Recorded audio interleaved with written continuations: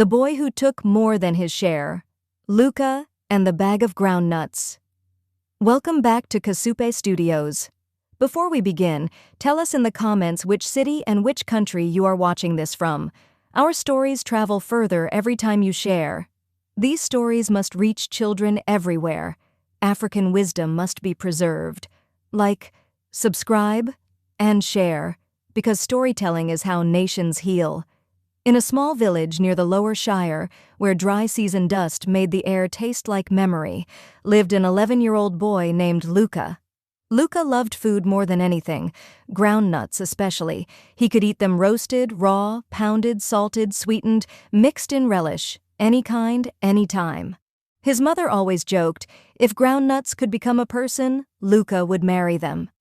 Every year when harvest time came, all the children helped shell the groundnuts in big communal piles, together, laughing, talking, teasing, and after they finished, each family took home an equal share of the harvest. But Luka had one problem. He didn't like equal share. He wanted more, not because he was hungry, but because he believed that if he didn't take extra first, someone else would take what should have been his. Greed always begins with the belief that scarcity is coming, even when abundance is present. This year, Luka decided he would secretly hide more groundnuts in his pockets before the sharing. He planned everything: where to sit, how to scoop the nuts quietly, which shirt had the deepest pockets, and on the day of communal shelling, Luka carried out his plan without fear. He took more than everyone else, but he did not know. This year, the harvest was smaller than usual, and his greed would not only hurt others, it would come back to hurt him in a way he did not expect. As the children sat under the big tamarind tree cracking shells and laughing, Luka worked quietly, faster than everyone, and every few minutes he slipped extra handfuls of groundnuts into his shirt pockets. Nobody noticed, or so he thought. His pockets grew heavier and heavier, and his heart felt a strange mix of excitement and fear. Not guilt, yet. Greed doesn't show guilt at first. Greed shows thrill. When the work was finally done, the elders divided the sacks evenly. Each family received a measured bag. Same amount, same weight. Everyone was satisfied. Everyone except Luka. He smirked quietly, thinking he had outsmarted the system. He ran home proudly with his hidden extra stash. That night he snuck outside after dinner, sat behind the house, and opened his stolen pile. He roasted some on a small charcoal brazier, enjoying every crunchy bite. He felt victorious. But victory built on taking more than your share is always short-lived. 2 weeks later, drought stretched harder than expected. The sun burned stronger. Water levels dropped. Crops stopped flowering early, and families began rationing their groundnuts because the next harvest was still far away. People began using nuts sparingly in relish, saving, preserving, counting. But in Luka's house, their bag was running out too fast. His mother frowned one day as she scooped from the bag. "How did this finish so quickly?" Luka swallowed hard. He didn't want to admit that every night he had been snacking secretly, eating the stolen nuts while everyone slept. Greed had made him blind to tomorrow. The same greed that made him take more, now made him run out first. One evening, when his mother opened the bag and saw almost nothing left, she sat down heavily on the stool and sighed.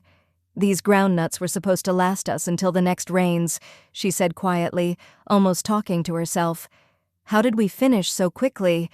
Luka felt his stomach tighten the way it did when he lied. He looked away. His tongue felt heavy.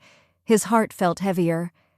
That night he tried to sneak out again to roast the last handful he had hidden. But this time, his little sister, Tadala, woke up and followed him quietly. She stood behind him without him noticing. When he poured the secret stash into the roasting pan, she whispered, "Luka, why do you have more?" He jumped. The look of fear on his face was immediate. "Tadala, don't tell anyone," he hissed in panic. "Please, if you tell, I will get in trouble."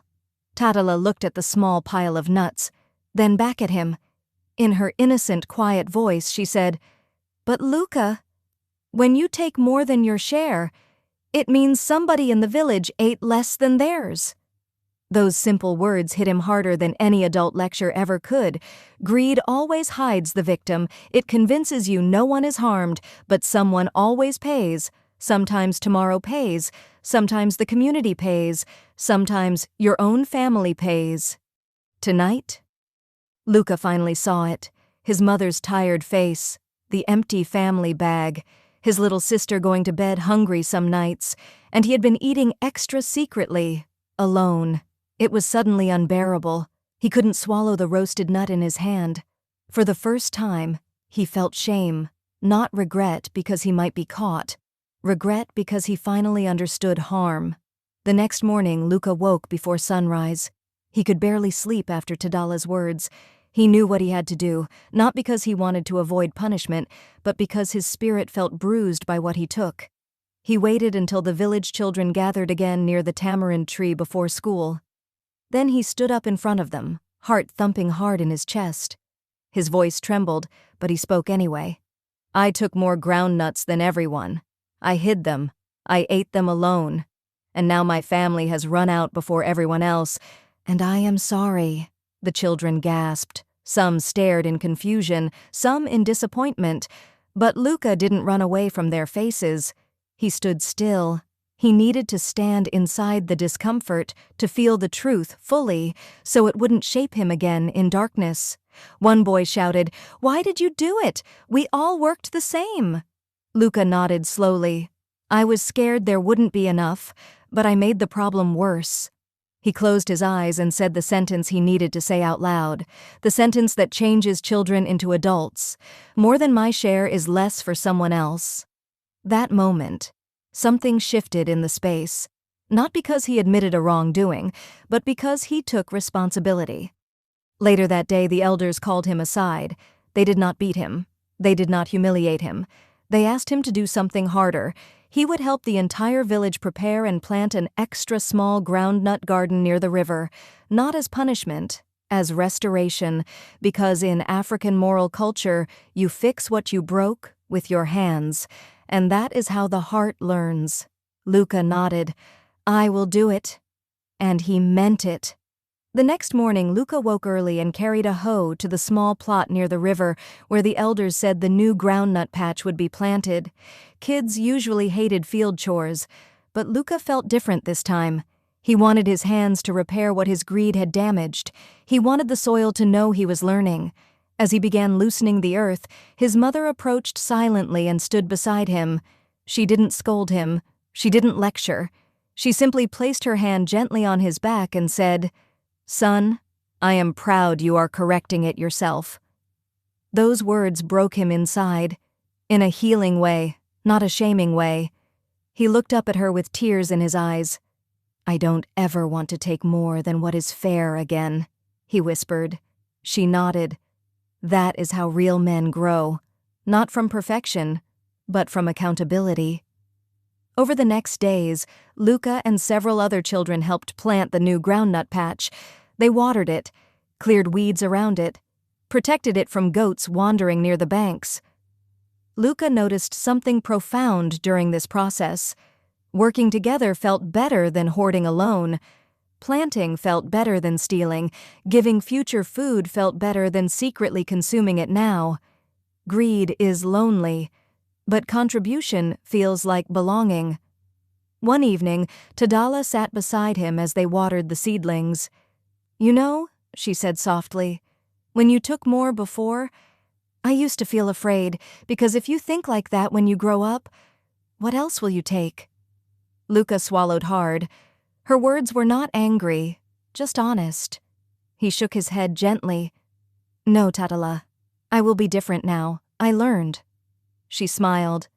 Good, because greedy boys become greedy men, and greedy men destroy whole villages.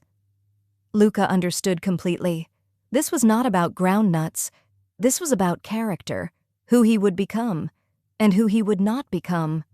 As the weeks passed, the new groundnut patch began to sprout, small green leaves pushing bravely through the soil. Every time Luka saw them, he felt something inside him repair just a little more. He began understanding a deeper truth. Taking gives a moment of pleasure. Planting gives a future. One day the village chief came to visit the new patch. He walked slowly along the rows, inspecting the young seedlings. When he reached Luka, he placed his hand gently on the boy's shoulder and said, "You did a wrong thing, but you chose to correct it with your hands. That is how community survives." Then the chief added, "Greed is hunger for today that starves tomorrow. Wisdom plants for tomorrow even when today is not enough." Luka breathed those words deeply. He would remember them for the rest of his life. At the end of the season, when the new patch was harvested, the groundnuts were shared among the families. And Luka received the last bag, not the first, and he accepted it without bitterness, because he now understood something very important. You cannot claim the largest share in a future you did not help plant. He sat with his mother and Tadala as they roasted a small handful from their bag that night, just enough for everyone. And as he tasted them, they felt different, more valuable, more meaningful, more earned. They tasted not like greed, but like responsibility. That night, Luka wrote one sentence in the dirt beside the cooking fire with a stick. "Enough is wealth. More than enough is poison pea."